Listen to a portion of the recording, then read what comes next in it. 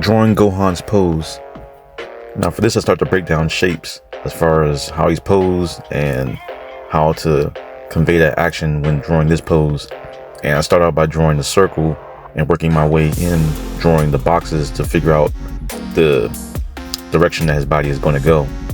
And normally for practice, I would usually do this to figure out different poses. That way it kind of put it into your brain that this is the movement or this is the way that the character's positioned.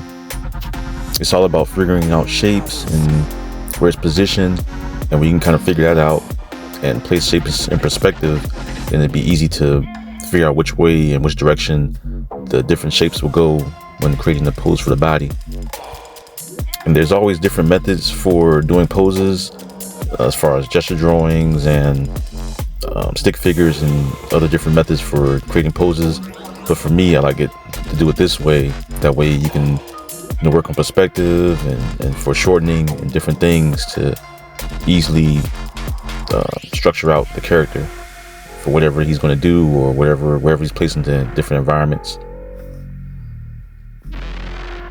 So right now I'm just working it out, adding in some small stuff, because this will take anywhere between 10, not even 10 minutes, maybe like a minute or less.